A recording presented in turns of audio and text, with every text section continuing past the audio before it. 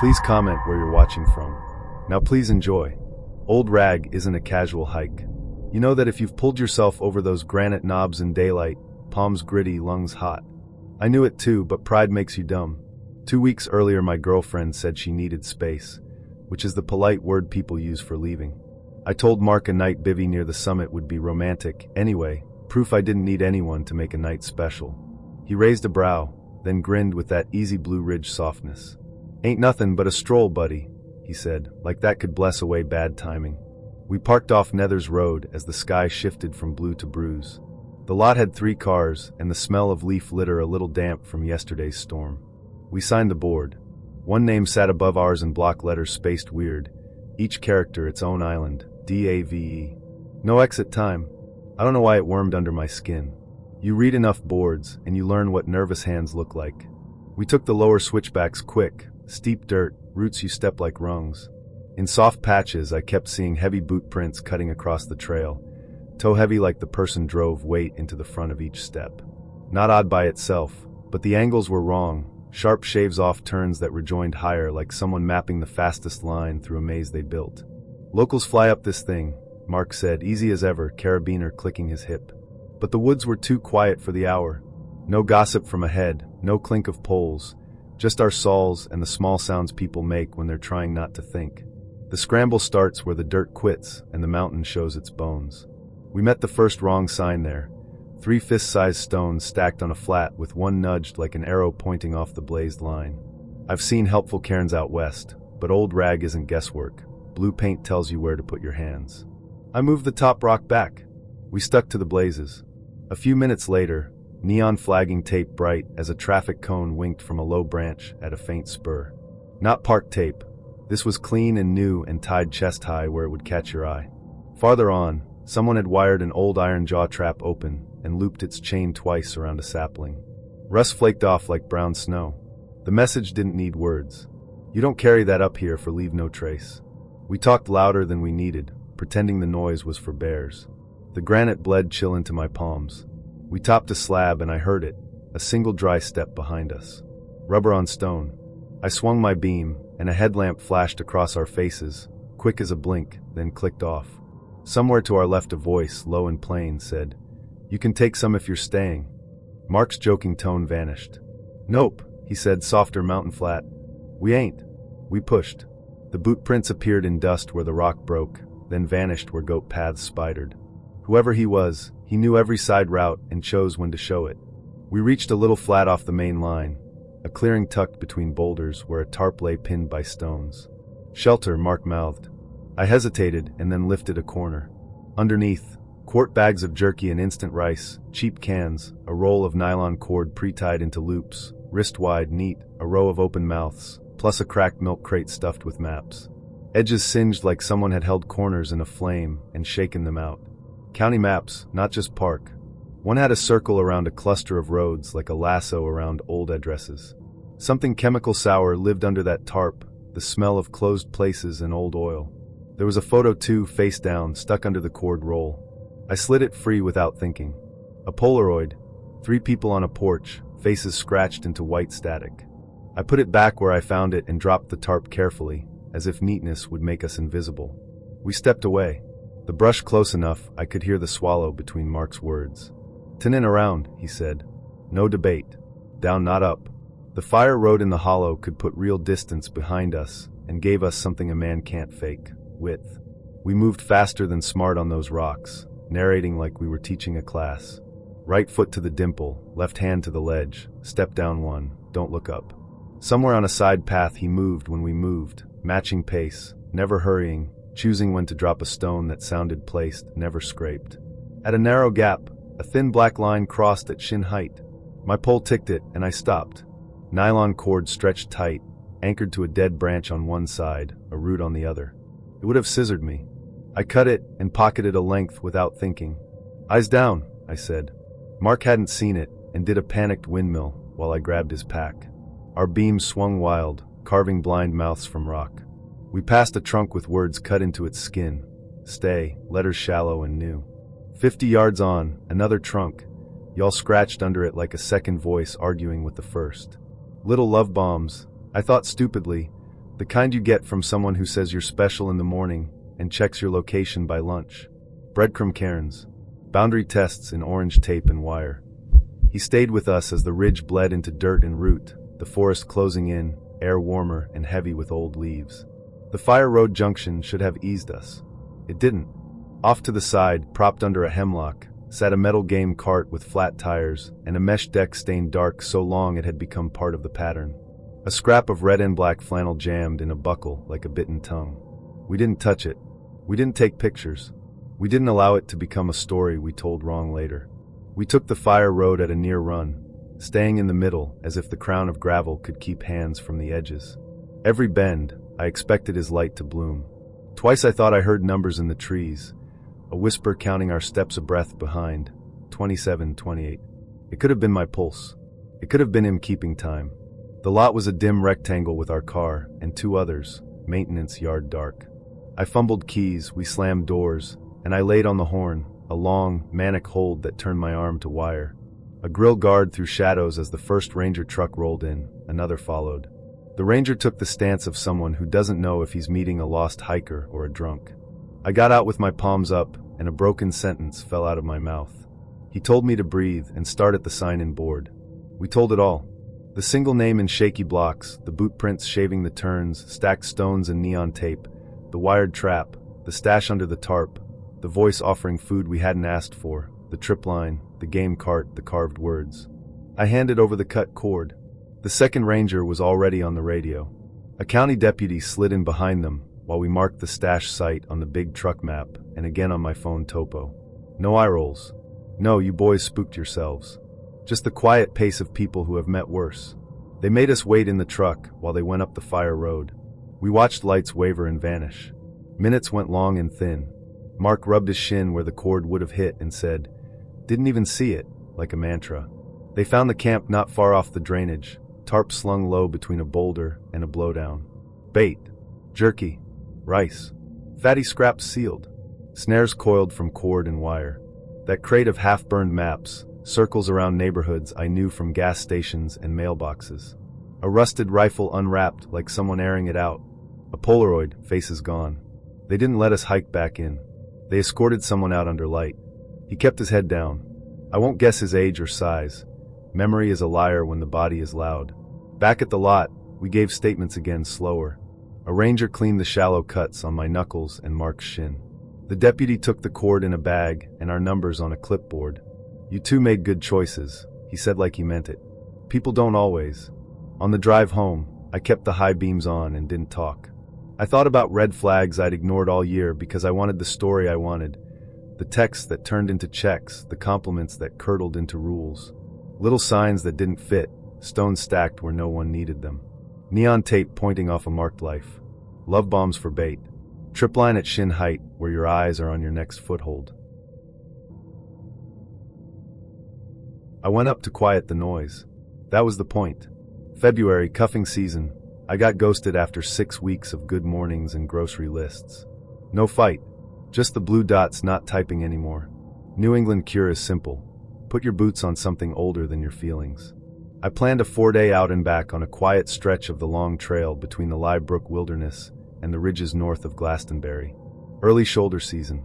Cold water, damp leaves, nobody around to ask how I'm doing. I told a friend my window, dropped a pin, set a simple rule. Home by Sunday at 6 or he calls. By the third evening I had the steady camp rhythm. Small stove muttering. Birch smoke from a thumb-thick fire. Brook talking over stones, just enough to keep the brain from filling the dark with junk. I pitched on a bench where yellow birch gives you clean ground, and the maples are far enough apart to think straight. I ate in the coat, hands over the steam. The sky went from pewter to the kind of gray that makes you fold your headlamp into your palm. I saw him after I set the pot. Across the brook, 40 yards, centered between two maples with bark like old knees. Mended flannel under washed-out overalls. No pack. No bottle. A small rusty garden trowel hanging off a loop. I raised a hand like a normal person. "Hey there. Nice evening." He didn't nod. Didn't shift. He had the face of a tired man, but the eyes didn't match. Wide open. Dry. No blink. I said, "You lost?" He kept his gaze exactly where I was standing, like the spot itself mattered more than me. Yup. Clocked him. Didn't blink. He stepped into the water. The rocks there are slick this time of year. You check your feet. He didn't. He kept his eyes on me and walked from stone to stone without looking down, trowel tapping his thigh soft as a metronome. It wasn't cautious. It wasn't fast. It was a line. From his side to my side, and then to my stove, my tent, my food, and then me. I have a rule for that kind of moment, made up on day hikes that never needed it. When your brain wants to hold a meeting, don't. Pick a direction that isn't expected and move. I left the pot where it was, didn't pull stakes, didn't shoulder the pack. I went, not toward the trail, not toward the brook, but sideways into the hardwoods where blowdowns and hobblebush make everyone clumsy. I kept my head up just enough to not spear an eye. Behind me, footfalls with the same spacing, the same weight. They didn't close. They didn't fade. They laid there in the leaves like a ruler. It got dark fast under beech and maple. I slid behind a long rotten log on the uphill side and fit myself into the shadow it made. Face to the wood, cheek cold. The forest made its small night sounds. The high mouse chirps, a water beetle ticking the pool, one twig pop that didn't repeat. I listen for a person moving. You hear the difference. Deer snap and skip. Bear push and breathe. People press and drag a toe, or set a boot flat with a dull pad. I heard one step. Close. Then nothing. I didn't cough. Didn't shift my hips. I tucked my hands into my armpits until the pins and needles came and then flattened into something like numb. Once I thought I heard him breathe. Could have been the brook shouldering past a rock. I counted heartbeats until I lost count, then counted again. Not movie fear. A narrow tube where the job is quiet and small. When the gray seeped in, I didn't move. New England rule, dawn makes you sloppy. Birds came back to the understory, 2 at first, then a messy handful. I took it as permission to try. I didn't go to the camp. No map, half a bottle, no food. East was the way to a road. The sun would hand it to me. I moved in pushes. I listened between them. I didn't use the whistle. Sound goes everywhere in those hollows, and I didn't plan to invite anything. By midday I found a faint 2-track, ruts shallow, gravel tucked under leaves. A white forestry pickup came down not 20 minutes later. The driver looked me over. No joke. No lecture. He unlocked the passenger door and said, "Hop in." At the office I told the ranger the whole thing. Flat, because that's how we do it. He didn't ask about drinking. He listened, then folded his hands. Years back, he said, a local in his 60s left his car with hand tools, some food, and walked in. Likely a break. Searchers had boot signed for a bit, then nothing. For 2 summers after, hikers turned in notes about neat holes.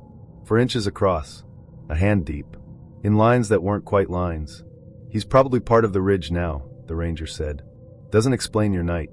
Explains the holes. I went home. Tried to sleep. Woke at 3 a.m. with the sound of a trowel tapping cloth. Looked up fixed action patterns because names make sharp things duller. Worked some. Didn't fix the eyes.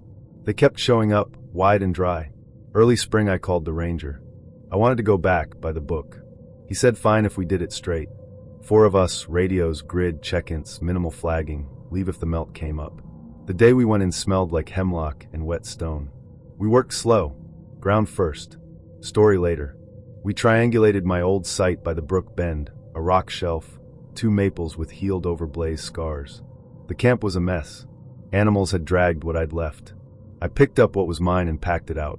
Then we set an arc and swept. First find was a discolored circle the size of a bread plate. Not hoof. Not a blow. Dirt dug and tamped back. 30 feet up the slope, another. Then another, a curve that read like breadcrumb pings you drop on a phone, only in dirt. In one, red and black flannel threads had rotted into hair. In another, under an inch of leaves, my hand hit metal. Garden trowel. Handle split, rust thick. Along the spine, shallow nicks in groups of 5. Tally marks. Habit cuts. We called the state police. Flagged light, waited. The detectives did it clean, photos, measurements, paper bags for anything loose. They told us to widen. Near a birch with black fungus, the volunteer from New Hampshire brushed back soil with a stick. Fragments came up, pale and light. Not many. Not whole. The detective didn't touch, just called the medical examiner. Under a wedge of leaf litter they lifted a fused wallet photo, face scratched to static. The first name corner torn clean away. The report took weeks. The ranger told me first, then I got a short letter. Human bone. Long exposure. Roots, frost, scavengers. No tool marks to put another person in the violence. No ID without family DNA. There wasn't any. Most likely answer stayed simple. The missing man walked, dug, lay down, and the woods did the rest. It didn't make my night smaller. It framed it. I drove back alone on a cool, clear day before the black flies. Parked low. Walked the brook. Found the shelf and the maples with their old healed scars. I set the trowel down where the flannel threads had been, handle against a stone. I found a smooth quartz chunk in the stream and put it beside it. Not a ceremony. Felt wrong to take the tool any farther. We were 2 days into a bull near Mirror Lake. Good sign. Fresh rubs. A wallow torn up like a kid's sandbox. Wind steady. Snow still holding in seams where the sun can't reach. That kind of cold that keeps cows quiet and men honest. We'd hunted together since we could hold a .22. Me and Tom. He'd gotten engaged in June. Ring bright enough to spook birds. Venue drama. Deposit due. That kind of stress that takes a man off his feet even when he's standing. We kept to our routine. Pre-dawn coffee at the tailgate. Pack check. A whistle code we've used since we were idiots in camo. 3 short means I'm moving. 1 long means stop. 2 quick means over here. Sun went pale over the Uintas. We came up a spine above a bowl and split to keep the wind right. I slid lower, toes on duff, keeping spruce between me and the open. Tom went higher to glass. We were out of sight maybe 5 minutes. Happens. I gave 3 short bursts. Moving. He answered from my right. Good. Then 2 quick came from my left. Down in the draw. Wrong. I froze a boot mid-step. Gave 2 back. Reply came perfect from the draw. Same air gap between whistles he has. Same breath at the end. Like Tom had the call to his lips waiting. From the ridge above and behind me came 2 quick again, where he should have been. Then his real voice tight. Easy, bud. Wind's wrong. We're bailing. I climbed. We met on the ridge shoulder to shoulder. I could see the light in his eyes. Not fear. Something more practical. The look you get when the tractor lists, and you've got 1 shot to hop clear. You heard me in the draw, he said. Heard you everywhere, I said. We shelved the bull. We stowed the cow call. We put knives deeper in the packs, so we wouldn't think about anything but walking out. No talking unless we had to. No answering voices without eyes on a body. We set that rule out loud. The first voice came casual. My own from behind us. Hey, hang on. Almost bored. The way I say it when Tom gets ahead on switchbacks. Then is from ahead, light and clipped. Over the rise. We didn't answer. The spruce closed in, their lower branches like a cage made by someone who'd measured men. The ground under needles held our steps. No crunch. You could hear individual breaths. It shifted tactics. Used our wives. Sarah's voice came from the left draw. She said my name soft, the way she does when the kid finally sleeps. 1/2 step high, like someone was humming through a cold. Tom stopped dead. He swayed like a drunk. I put a hand on his sleeve. Not her, I said. He nodded and kept moving. His ring flashed once in a slice of light, and then was gone. The thing tried Jenny next. Tom's fiancée. It clicked its tongue the way she does when she's thinking. Then it hummed a song both of them picked for a first dance. Off by a 1/2 step. Close enough to put pictures in your head. Wrong enough to make your stomach knot. We came to a saddle. Wind died like a door shut. From the spruce to our right, my dead father said my name. Not sort of. Not close. It was him. The tone he used when the truck wouldn't start on cold mornings. I kept my eyes on Tom's shoulder. Coin, I said. He knew. I keep a silver dollar in my pocket. Habit since Dad. I pressed it into my palm. Tactile anchor. If you're touching something you chose, you don't grab something that chose you. We needed a way to tell each other apart the thing couldn't steal. Not a whistle. Not a name. Something empty. Ours from middle school, dumb as they come, bubbled up. A nothing phrase we used to shout across the street. Green ladder, I said. Green ladder, he said back. Rule 2. Nobody answers if you don't hear it first. From the left draw, my voice tried an I fell. From the right, Tom's tried ankle. The kind of panic words that cut past sense. We said green ladder, back and forth like handholds on a cliff, and walked. We saw it once. Edge of the beam. Tall. Not right in the joints. Like it couldn't decide where knees belong. It moved, not away, not at us, sideways, as if the trees were a hallway it knew and we didn't. My light slid off bark and came back full of nothing. On a low branch a tuft of light tan hair had caught. Too long for coyote, wrong for elk, not human. We left it where it was. It began to quote back our private notes. Stuff from texts. Pet names we don't say in deer camp. It threw in addresses, as if it had sat outside at dawn listening to our phones do their little handshakes. You still on for tasting at the barn? It asked in Jenny's voice, like we were walking out of a wedding venue, not timber. Deposit due Friday, it said in Sarah's, sweet as pie and cutting like wire. Weather looks clear, babe, it said in mine, and I wanted to put my fist in a tree because I could hear how much I sounded like a fool in love when I typed it. We didn't speak to it. We kept elbows in touch when the trail pinched. The ground turned to slick rock and loose talus. We timed steps so we wouldn't drift apart. Every 20 paces one of us said green ladder, and the other said it back. A man could live off that kind of simple. The dark got full and stayed. We rationed headlamps to bursts for the bad bits so we wouldn't paint a target. It tried to close, tried to throw urgency. Tom, please, in Jenny's exact breath. He stopped again, ring catching the beam, throwing a cold spark. I put my hand on his shoulder. Green ladder, I said in his ear. He said it back without looking at me, and that was the line we took out of the basin.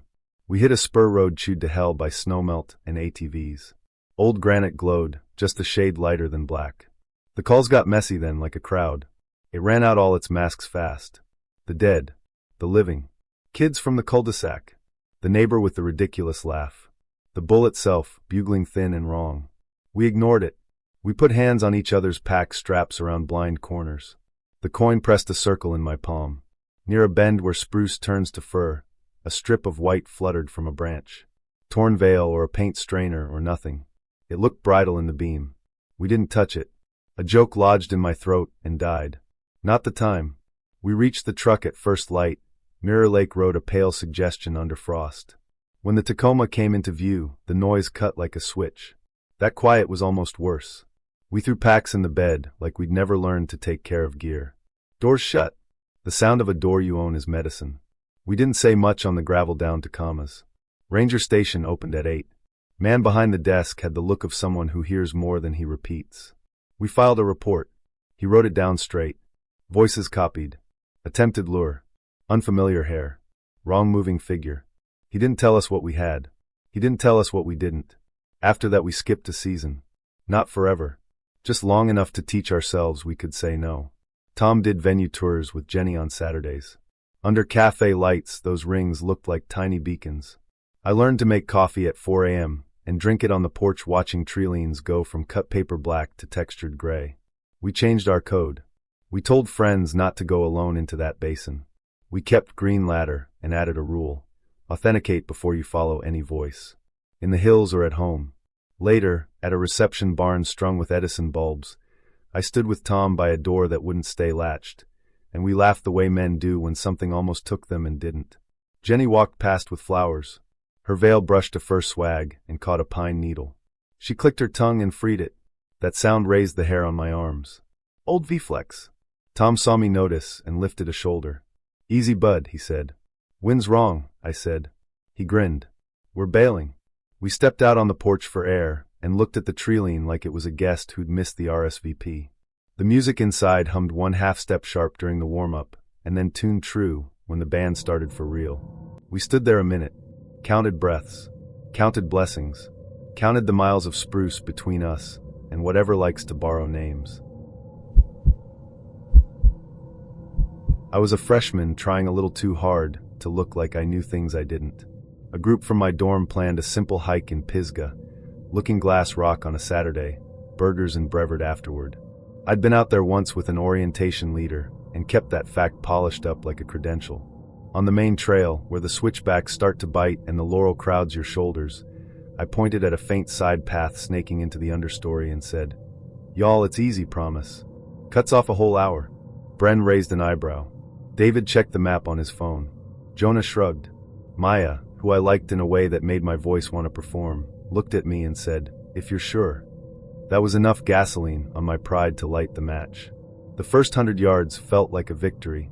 Dry leaf duff, red clay showing where rain scours, pine needles that made the footing slick but manageable.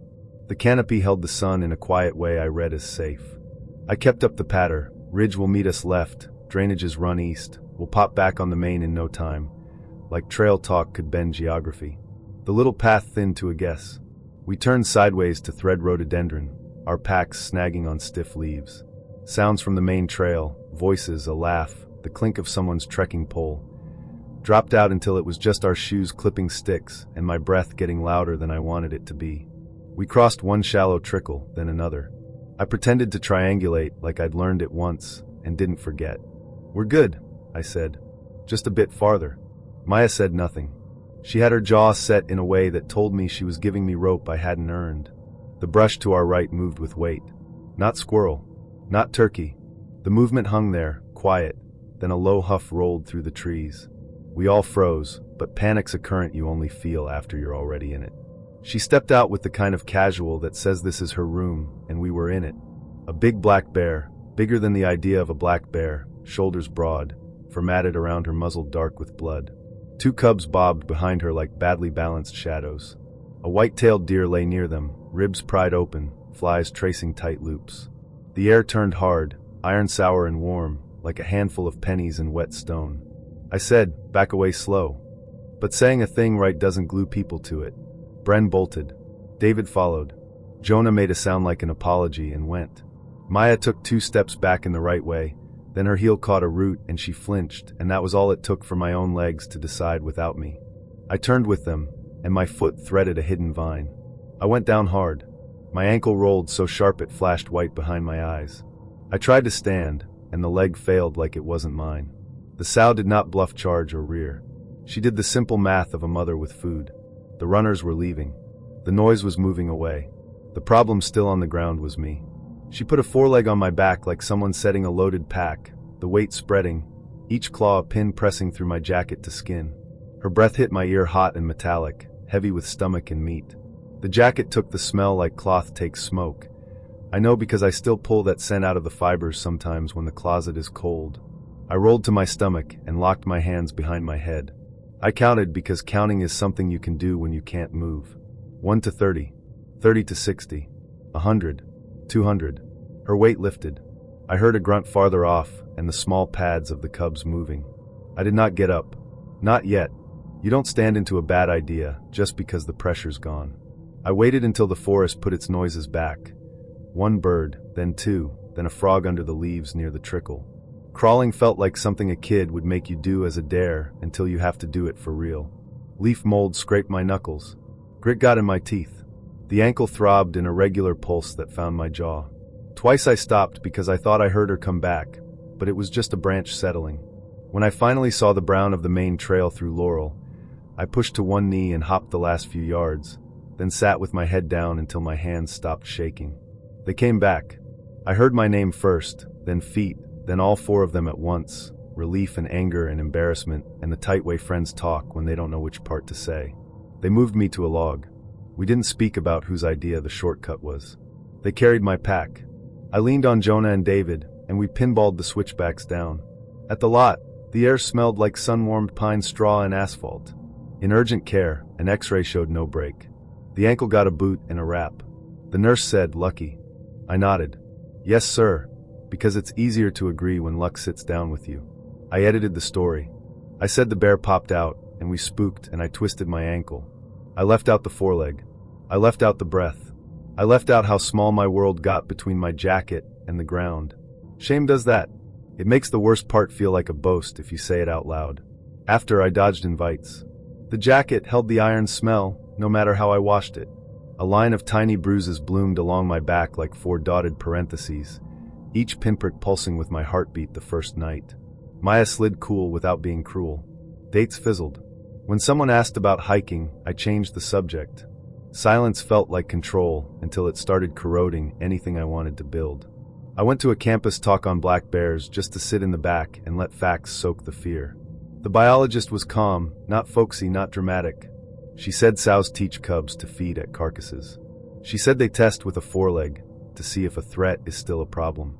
She said most injuries here are food adjacent, coolers, camps, carcasses, and that playing dead is not advice for every bear, but in a sow with cubs scenario, stillness can lower risk. She talked about space and signals and backing off with language that sounded like consent class. Listen early, don't push a boundary because you want a better view. If she says no, respect it. I texted Maya the next day and asked to talk. We sat at a coffee place near campus at 4 in the afternoon. Full daylight, open windows, nothing dramatic. I told the whole thing flat, like a report. I said the foreleg and the breath and the counting, and the way I crawled with dirt in my teeth. I apologized without tacking on, but, or just. She listened. When I finished, she said, talk straight or don't. Not mean. A line in the ground. I said okay. The word felt like a permission I hadn't earned, but wanted to.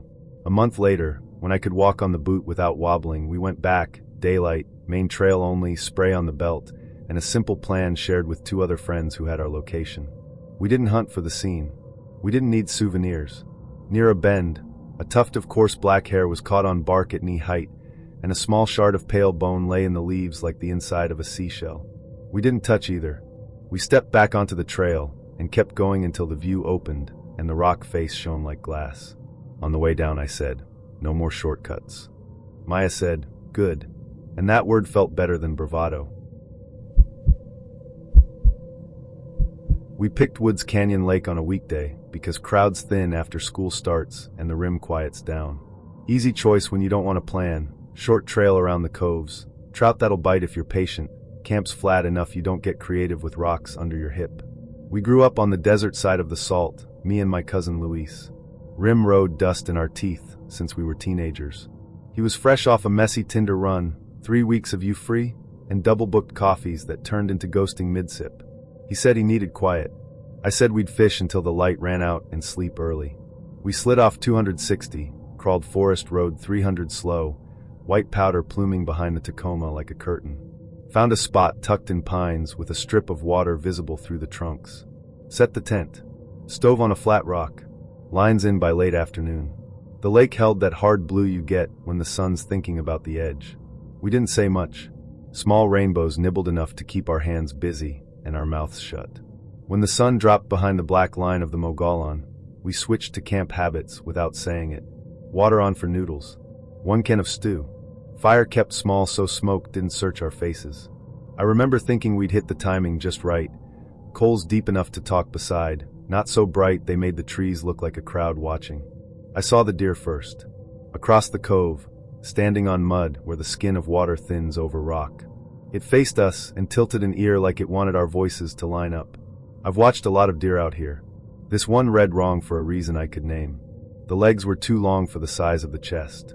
Straight like cut dowels. When it took a step, the surface didn't push a ripple. Not even a little V. It moved again and nothing changed on the water. I blinked because that's what you do when your brain asks for a different picture.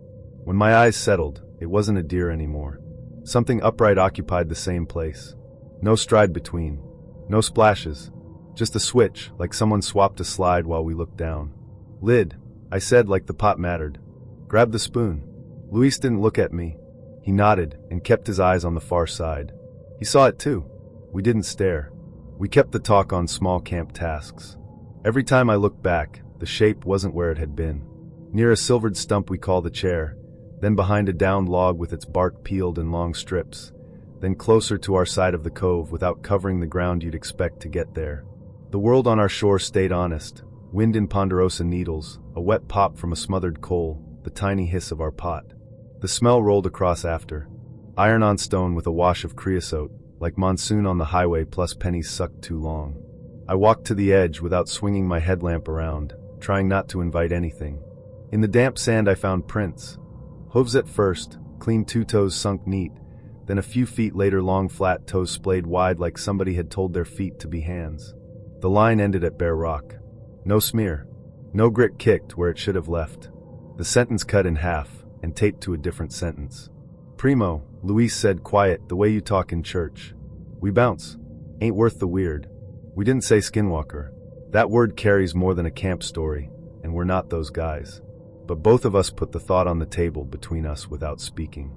We moved like people who have put out fires a lot. Stove off. Pot dumped. Food sealed. Trash tied. Water over the coals until the hiss turned to steam that smelled like wet sidewalk. Headlamps on, beams kept low on our feet. We didn't sweep them like a lighthouse. You don't feed the dark a show. We aimed for the boat ramp because it's one of the few places out there with real lighting. The map in my head said a short wooden footbridge sat between our cove and the main trail. On our side of the bridge, something paced the treeline, always just past the reach of our light. You get a feel for that pressure when a thing matches your steps. It stopped when we stopped. Started when we did. Not closing, not letting us open space. Sometimes my beam caught the edge of a limb that made a shape look like a shoulder too far down, or a knee bending the wrong way. Injured animals move strange. This wasn't injury. This was a body built with the joints guessed at. We stepped onto the boards. Old lumber, low over a narrow throat of water. The wood sang the way it does under weight. On the far edge I looked back. The shape held in the shadow on dirt. It leaned left, then right, then left again, as if testing angles. Each time it shifted, the closest board stayed empty. Wouldn't or couldn't, didn't matter. It did not put a foot on the wood. We crossed. Didn't look down. On the other side, the trail turned to pavement that slopes toward the ramp. Sodium lights threw a tired orange over boats and truck beds. A fisherman was late to load up. The kind of man who stretches a weekday until the very edge. He shut his tackle box, tossed it in, and slammed his door. The sound was thin metal, hollow. It cracked the night in a way that made the skin on my arms lie flat again. The pressure we'd been carrying, gone like when a storm decides it wanted a different town. We didn't tell him much. "Big animal," I said. Acting wrong. He nodded like he'd heard a lot of stories and was saving his opinions for someone else. We got in and left. Out on 260, the first gas station with 2 buzzing lights pulled us like a dock. The clerk looked at us like we were going to ask for cigarettes and scratchers. "Coffee," he said. We said yes and didn't drink it. We sat with cups cooling in our hands until the heat leaked out and we could laugh at nothing. Under those lights, we made the rules we should have brought with us. Move together. Keep your light where your feet will go. Don't test why something stops at boards. Find doors that slam. Tell somebody where you're parked and when you're out. The same rules we tell younger cousins about dates, daylight meetups, public places, check-ins at set times. Hard lines. Lit exits. We went in under sword ferns and cedar with rain needling the hood. Classic peninsula wet. Not dramatic. Just the kind that crawls under cuffs and makes everything smell like tannin and old rope.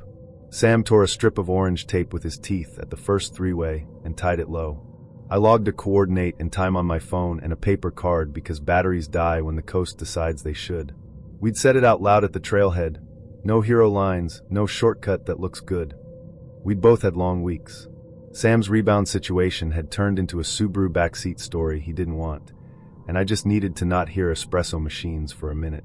Past a moss-choked footbridge, 2 planks slick as otters with a creek talking under them, we started seeing tape ahead of us. Same brand. Same rough tear at the tail like someone had ripped it with a left-hand bite. Only it was tied higher than Sam can reach without a jump. 7 feet. 8. High enough you'd need a stick or a step, and there wasn't one handy. I tried a joke. Trail ferries putting in some overtime. Sam didn't laugh. He reached up, tugged one strip, and it slipped tight like it had set with rain. He dropped it. "Leave it," he said. Coasty plain speak. Not a suggestion. We kept our cadence. Mark and log, drink, pee under hemlock, keep moving. That's the NSFW part nobody puts in trip reports. Your base layer turns to a damp rash band. Your thighs chafe loud as paper. You smell like wet wool and salt. And sometimes you just step off the trail, gripe your fly down with numb fingers, and hiss steam into the salal while your buddy pretends to read a slug. We kept it moving. The map says this trail is obvious. The forest on that day had other opinions. At second dusk, right when the world throttles back a gear, my own voice came up from the creek. "Hey, come on, pack's caught." Same lazy notch in the middle of the sentence I hate hearing on recordings. I answered, "Where?" More reflex than choice. Sam grabbed my sleeve and pulled me so close I got rain off his hood. "Code," he said. Nonsense phrase we steal from home. "Bay water." "Bay water," I said back. The voice in the creek did not say it. It fell silent like a hand over a mouth.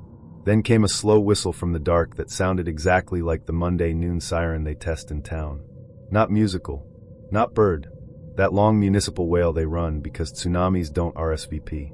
It faded, then came back a half step lower like a cheap recording losing battery. We stood quiet until the creek put its old voice on again. Sam retied his hood and looked at the tape ahead.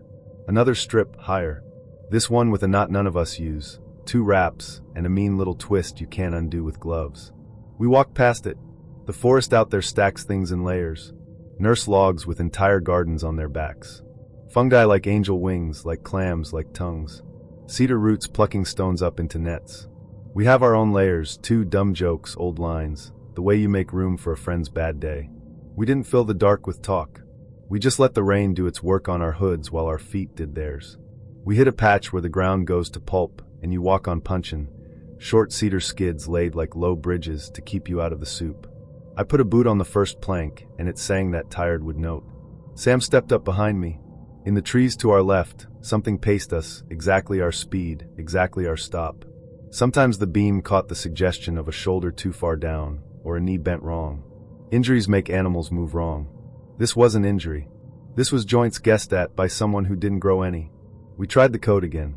Bay water, I said to the dark. Something there clicked like a camera once. Not mechanical. Mouth? Tongue on teeth? Then nothing. When the boards ended, the tape started showing up in pairs, one high, one low, like brackets. Between them, a strip of raw alder had been shaved clean with something dull. On it, shallow cuts that wanted to be letters and didn't quite make it. A rhythm more than a message. Sam lifted his headlamp to the high strip, and a bead of water trembled on the tail, like a drop thinking about falling. We left that one too. Cedar, huckleberry, a side draw I didn't like at all. That's where the smell came in. Iron plus creosote, like monsoon on highway guardrail. Not rot. Not skunk. The kind of smell that makes your tongue notice itself. I stepped into the mud at the edge to get off the roots, and found prints that started as tight cleft deer slots, and a few feet later widened to long flat toes splayed like someone trying to palm the earth. The line ended on slick rock with nothing peeling off the edge. A sentence cut, and taped to another sentence that didn't match. We kept our heads down and our eyes where our feet would go. That's a boundary too. You don't let the forest have your eyes and your ears at the same time. The voice tried again, this time from behind, the exact exhausted drawl I get when I'm trying to be patient with a stuck zipper. Hey, we good, it said, too casual. Sam didn't answer, but his hand twitched toward the tape on his shoulder strap. He keeps the spool in a side pocket with a bit of the tail out. He flicked it with his thumb the way a person flicks a lighter when they don't plan to smoke. Bay water, he said. Silence. Then the Monday siren tone, closer, pulled thin like it was being dragged down a hallway. We walked. Grandpa swore there was an old still tucked in a fold of the Boston mountains where the hickories lean like they're listening. He'd point past the barn, past the creek with the busted washing machine in it, and say, 3 draws over, right where the shale seeps. Feds never found it. He'd grin the way men grin when they're proud of something that could have got them in trouble. After he passed, my cousin Levi and I decided we'd go find it, because that's how you say we miss you when you don't have the right words. We brought Boone, the blue tick, because he knows where water is better than any map. Late September, dog days loosening their grip. We cut down a logging trace and slid into a holler with the kind of green that swallows a manhole. Locusts, cicadas, if you're fancy, rattled so loud it felt like you'd stepped into an engine bay. The air was wet enough to press on your teeth. We were sweating steady by the first seep, shale stacked like broken plates, water sheeting down it in a shine. Boone planted all 4s on the dry lip and locked up, tail clamped like a clothespin on a clothesline. Hackles ticked. He didn't whine. He doesn't do drama. He just said no with his whole body. Ain't like him, Levi said, breath gone shallow. Think he smells cat? More like he smells math we ain't done, I said. We skirt. We angled higher, keeping boot soles on leaf duff where the footing's honest. There's an NSFW truth you don't write in trip reports. By the second steep, your waistband turns to sandpaper, swamp gets personal, and somewhere between your thighs and your pride, something starts a little fire. Levi muttered, swamp ass gonna kill me before any panther, and we both laughed too hard for how not funny it was. I stepped off behind a shagbark to piss, hissed steam into the loam, shook off, zipped with fingers that stuck to damp denim. Levi pretended to admire fungus like he'd never seen a shelf mushroom. Boone stared hard up the slope like the world had said a slur. Around dusk, the woods went a softer color, the part of day when your brain wants to call it good. We topped a little bench and found them. 5 stairs, perfect pine treads, no house, no footers, no stringers you could name. Just 5 bright boards rising out of leaf litter into hickory leaves, edges clean like a hand plane just kissed them. No Brad's proud. No carpenter ants. They smelled like sawdust, fresh and sweet, wrong in a forest that rots everything to brown quick as a rumor. Leave it, I said, all the way from my spine. Levi grinned, that grin he saves for dares. He bounced his heel on the bottom step, just a test, a child's hello. The woods shut off. No locusts. No katydids. Even the little creek down the way forgot what a creek does. It was like somebody pulled a fuse. Boone made a noise I have not heard from a dog, a short, terrified burp, and took 2 steps backward without turning around. Okay, Levi said, too loud in the quiet. He lifted his foot like the stare had bit him, and we both stared at the pine where his boot had landed. There wasn't a scuff. Wood stayed perfect, rain beating on it like sweat on a new forehead. From the ridge above us, Mama's voice came down. 15 years dead, and it was her, not close, not kind of hers. The way she'd call up the hill behind our trailer when supper was done, and she wouldn't ask twice. Sugar, she said, warm and tired. Supper's getting cold. Everything in me tried to stand up into that sound. I felt my knees go soft, like I could kneel into it. Boone pressed his flank into mine so hard my boot squeaked on leaf, and that saved me. Levi reached for the step again, because that's what a boy does when a mama calls. I slapped his hand without looking at him. Eyes on me, I said. Back away. We backed out the way you leave a copperhead, slow, steady, cussing in your head, thinking about nothing but your feet. The voice didn't chase. It just hung there sweet as cornbread and twice as heavy. When the noise of bugs came back, it did it one at a time, like the world was taking a breath and letting it out in pieces. We made camp crooked that night on a flattish patch by a sweet gum. Fire small, more light than heat.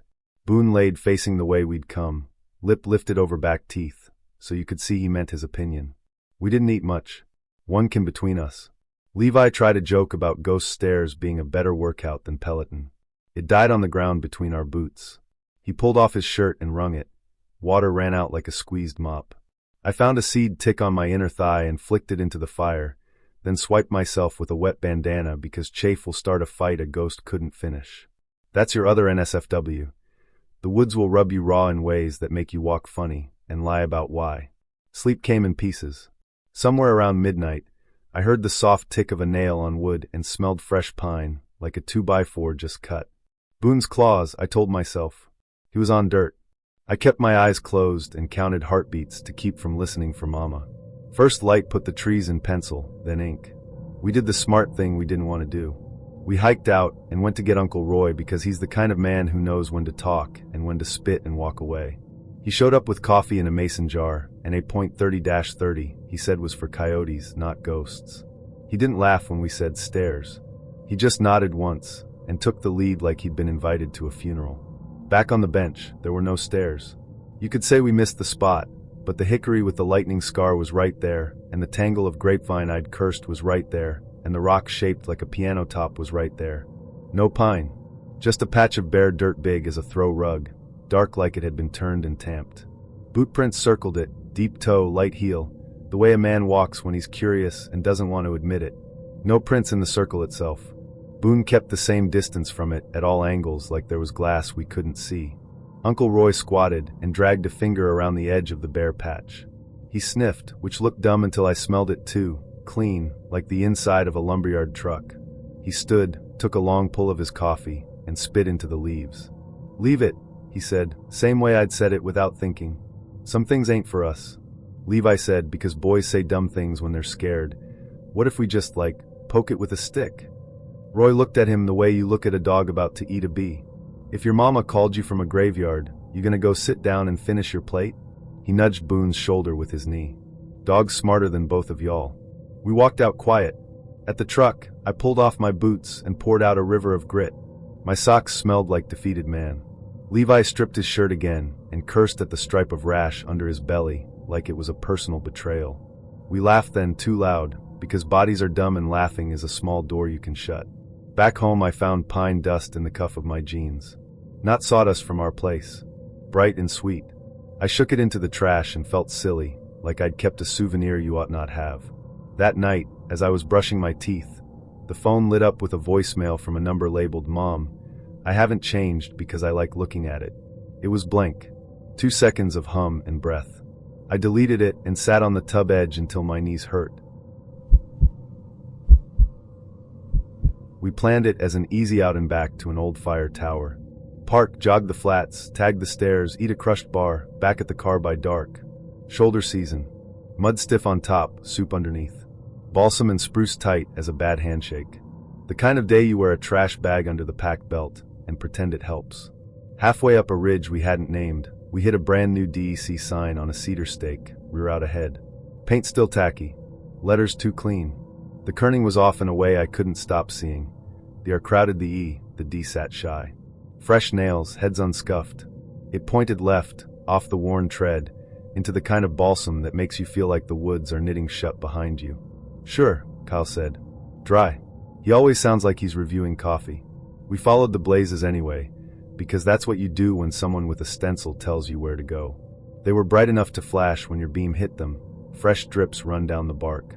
Too high on some trunks, shoulder high on others, like whoever painted them was changing height as they walked. Or was more than one person. Or was no one. We shoved through rebar thick fur. It smelled good, resin and cold water and old bark, but it worked you over. Branch tips in the ribs. Needles down the collar. The NSFW part you never write down. Sweat found the seam under my waistband and started a slow burn, thighs sanded raw by damp nylon. We took turns ducking behind balsam to piss steam into the duff. The black flies had died off, but their cousins carried a grudge. We drank and swore and kept moving. An hour later we hit another DEC sign. Same font. Same wrong space between letters. Arrow arcing back toward where we'd started, a neat loop that said, "You know what? Try it again." "We're being walked," Kyle said. "Yup." We checked the map. The official trail should have kept to the shoulder and then cut to a saddle. The new blazes were dragging us off into trees tight enough to make your shoulders ache from keeping your elbows in. The radio spit once on my shoulder strap. FRS, cheap, waterproof. It crackled and then I heard my own voice, flat and half a beat behind. "Stay high, cut around the blowdown." It said what I'd said 10 minutes earlier. I looked at Kyle. He turned his unit off without comment and kept going. Dry northeast, no drama, fix the thing. We kept seeing the rear out arrow. Same wrong kerning. Same drips. Someone had walked a paint line through here fast. Or something wanted to look like someone. Day faded the way it does in the high peaks, light thins, not much color show, just a harder gray. Somewhere off to our right, a slow clap started. Not applause. Not bird wings. One beat. Pause. One beat. Like a metronome. Like someone marking time for a band that never shows. We stopped. The clapping stopped. We stepped. It waited a breath and then matched us. I tried to be generous. Maybe a limb loose, tapping a trunk in a steady wind. Only there wasn't wind under the trees. Not down where we were. We hit a blowdown doing a bad impression of pickup sticks, and made the choice we should have made at the first wrong sign. We quit the blazes and trusted the topo. West was out. Road was a handrail. Stream was another. We picked a bearing with a real compass that doesn't care about fonts. 270. We kiked it, pick a far tree, detour as needed, catch the line again. It's uglier than following paint, but it has one virtue. It's yours. The clap tried to slide left so it would be our handrail. We made sure it wasn't. We used the shape of the ground instead. Contour lines don't lie even when everything else does. We counted paces in 50s, reset on round numbers, the way you do when you're a little mad at your own judgment and need a small job to keep your brain from calling you names. The radio crackled again with my voice. This time it repeated Kyle too. "Let's hold the contour, give up the tower," his voice said, half a beat late, like a bad echo. "Copy," my voice said, which I hadn't said out loud. We turned both radios off and clipped them back on out of habit. The units weighed the same either way. We didn't talk unless we had to. NSFW interlude. At some point my stomach made a decision without consulting the committee. We did what you do. Dug a cat hole fast in soil that didn't want to forgive, crouched in balsam like an apology, wiped with a bandana I'd already demoted from face duty. Packed out what needed packing. Said nothing. There's not a lot of romance in the high peaks beyond moss and granite. Your body has its own agenda. We crossed a wet spot where the mud took my boot like it had been waiting for it. Adirondack peanut butter. 2 steps forward, leave 1 behind. I swore that quiet, efficient swearing you do when loud won't help.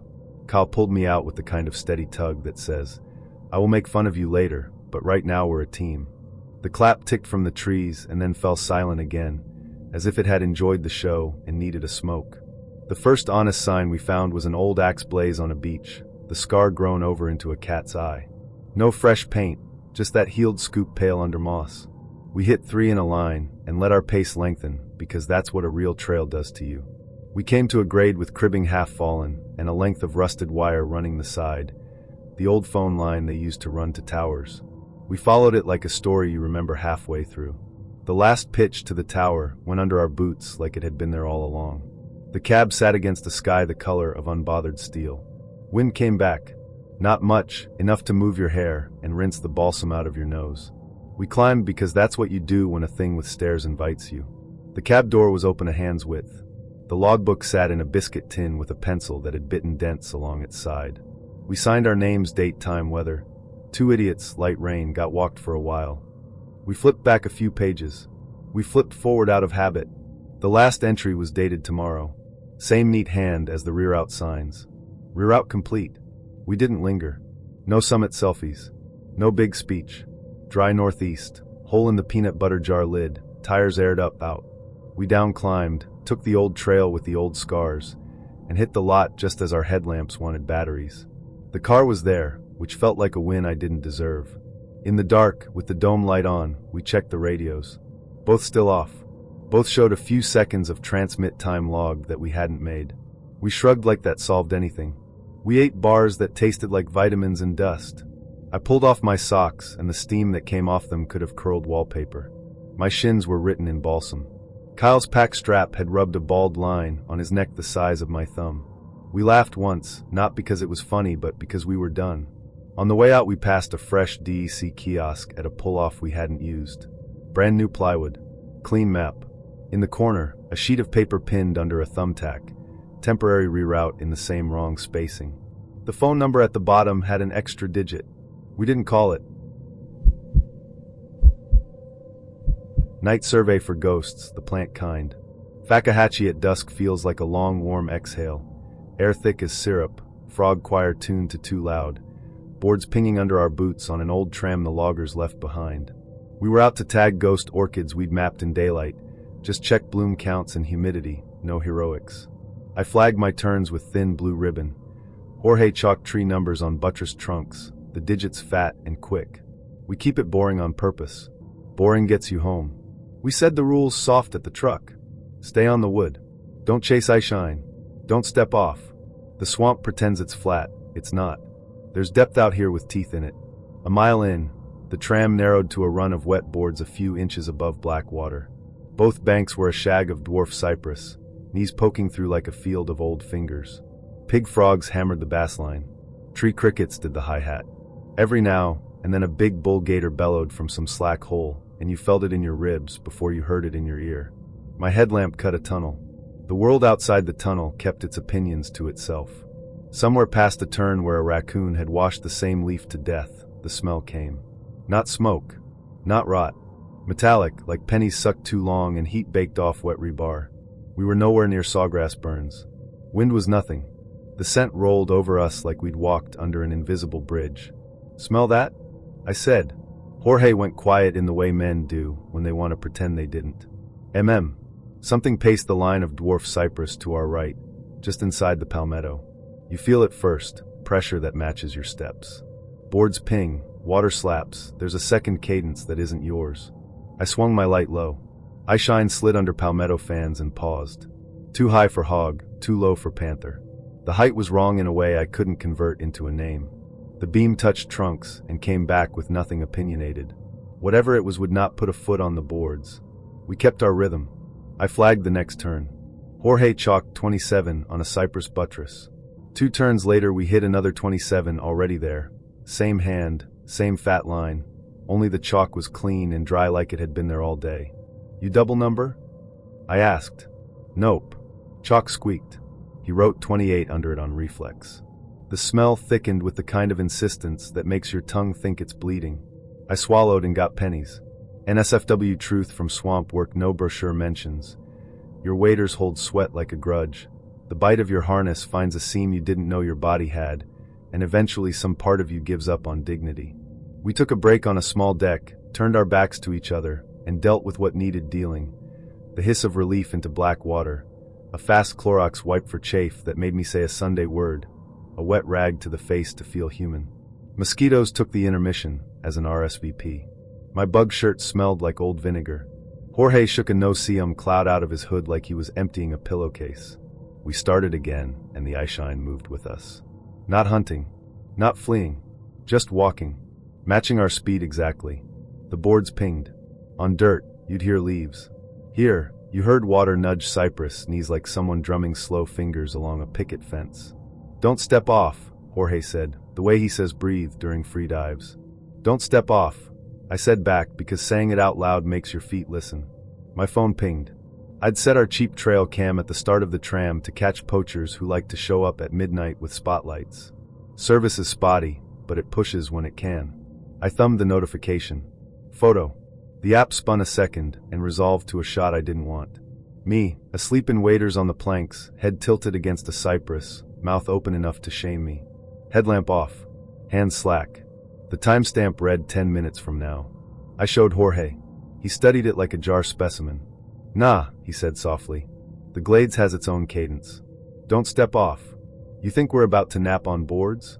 You think that's you?" We didn't stop to argue. We didn't sprint either because running on slick boards gets you bit by physics. We kept our cadence. Pig frogs thumped. An owl did its "who cooks for you" like a corny neighbor. The metallic smell drifted, and then came back a few spans ahead like it had leapfrogged us. We hit a stretch where the tram turned to flooded cut, and the boards lifted on ropes, floating sections you walk like a drunk balance beam.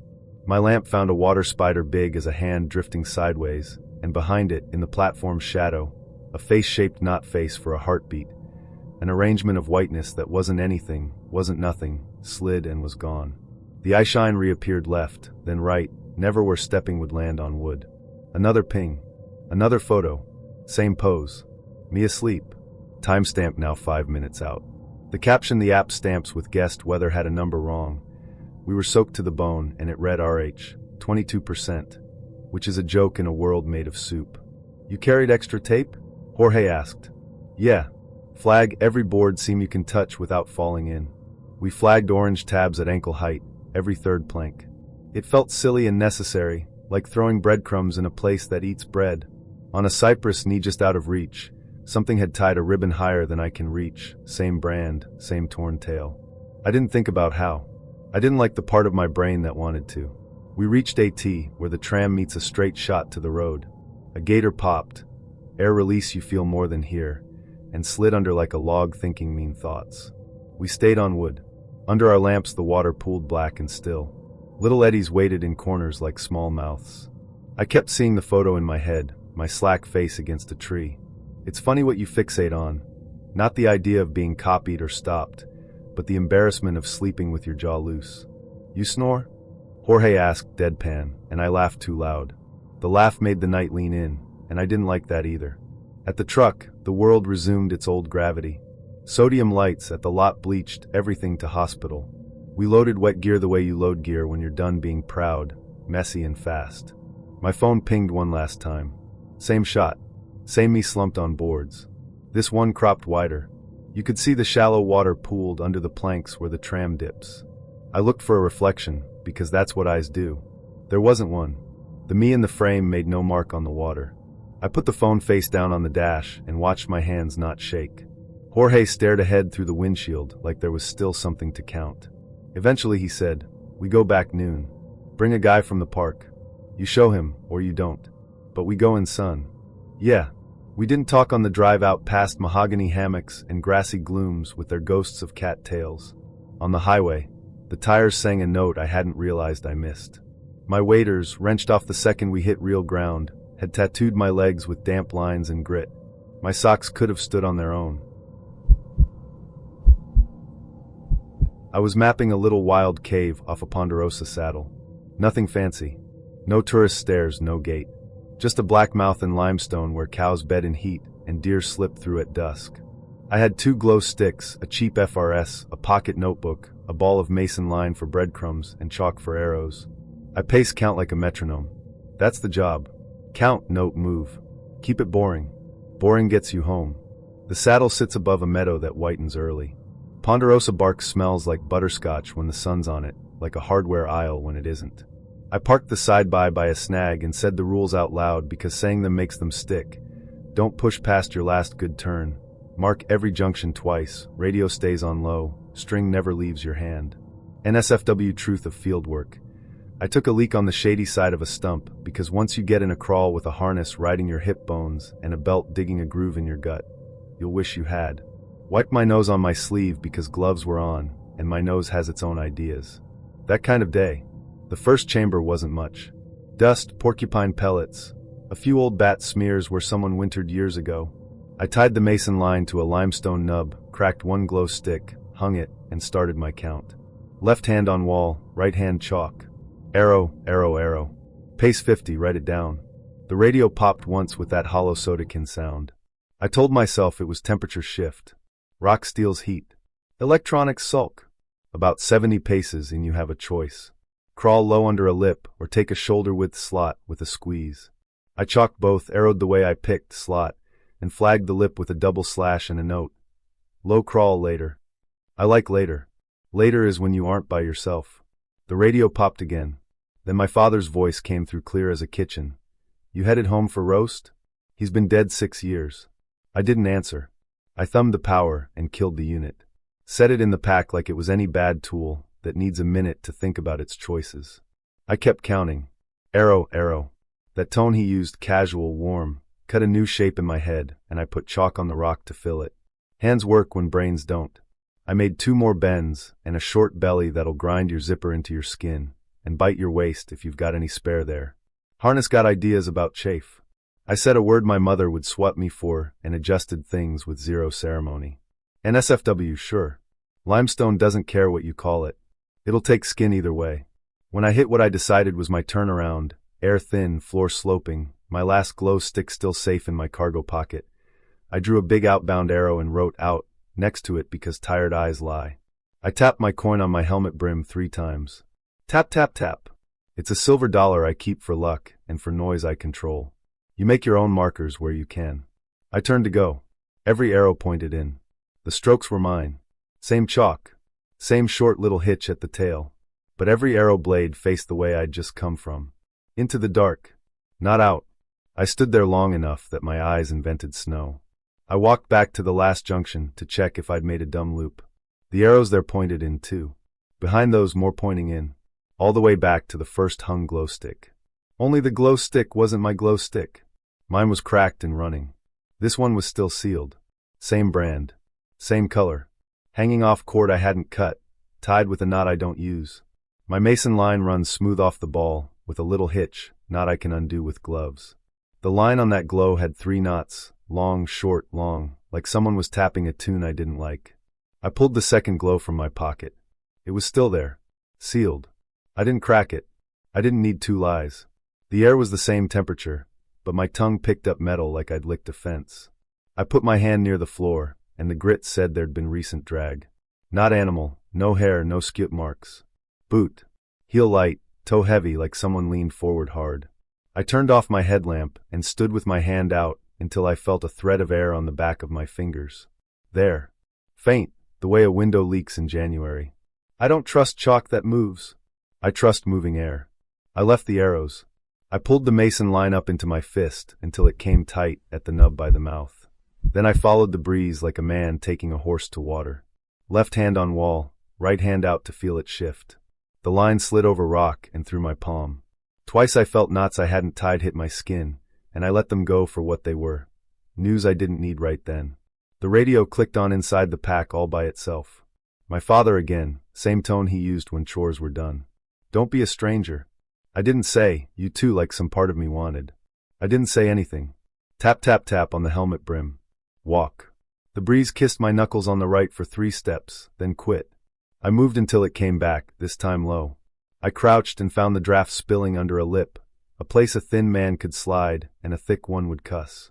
I cussed anyway and slid. Limestone grabbed my shirt and signed its name on my back.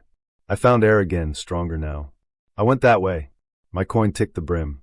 Tap, tap, tap. The The sound hold out some panic like punching air out of dough. That coin belonged to Dad once, rodeo buckle rubbed it shiny. I keep it because it's weight that isn't a lie. The mouth came on me fast, smell of sun-warmed pine needles and cow, taste of dust that's been outside. I kept my lamp off and got the shape of the world before I looked at it. Ponderosa tops like ribs against blue. Meadow white with frost in an oval the size of a pond. The cave exhaled on my cheeks like something relieved I'd left. When I switched the light back on and looked down, my trackout was a mess I recognized. Heel toe, little twist where I'd saved my knee. Overlaid on top, heel to toe, toe heavy was someone else's. Same boot size, give or take. Walking backward, they laid right on mine like a man teaching a kid where to step. Outside the cave, the meadow wore rhyme except for 2 ovals of bare grass about 10 feet apart. Not wallow marks. Not bedded elk. 2 neat dry blanks where frost wouldn't settle, like something tall had stood there a while and refused to lie down. The ovals were aligned with the cave mouth. You could put a ladder across them. I did not. I sat on a rock and took the radio out. It was still off. The display read midnight like a clock that would not be argued with. I dumped my pack on the grass, and the spilled mason line made its own figure 8. The glow sticks were both in my pocket. Both sealed. Both warm from my leg. I threw up a little, quiet, mean, and spit until the taste stopped saying metal. NSFW as it gets. My belt had cut into my stomach enough to leave a welt, and my armpits burned where limestone had sanded salt into tender. Fieldwork isn't pretty. Neither is whatever had walked backward over my proof I'd been there. I coiled the line and left the arrows. Chalk will wash. Wind and time will eat what it can. I picked up my helmet, tapped the coin one more time, and put the radio in the glove box because I didn't want to hear any more kitchens when I was looking at trees.